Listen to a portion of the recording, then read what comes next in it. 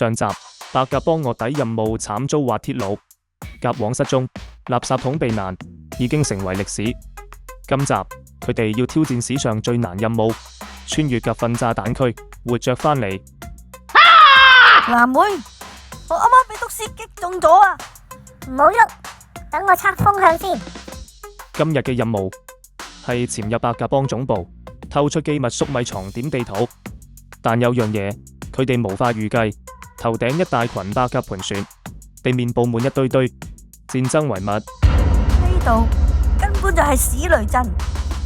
記住，行2set字形，唔好向上望，望上面好易中招。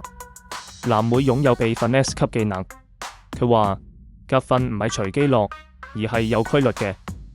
呢堆好新，仲熱嘅，證明呢度係重火力投射區，唔好行咁近。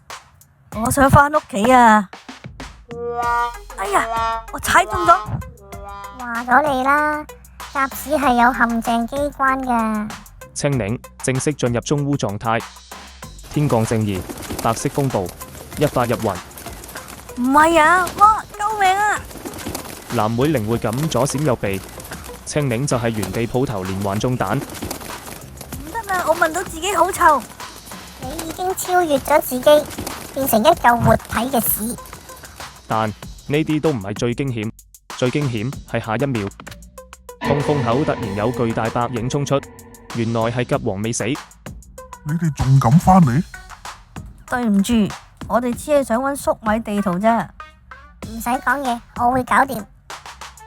藍妹從羽毛底下拎出一粒金色粟米，吊高，全場鴿瞬間靜止。傳說中金粟米係白鴿幫至高聖物，見者都要跪。鴿王見狀，眼紅搶奪，場面混亂。青檸，走啦！你點解會有金粟米嘅？之前喺超市試食偷返嚟嘅。你真係最勁嘅鸚鵡啊！青檸喺浴缸入面浸住，身上貼滿消毒貼紙。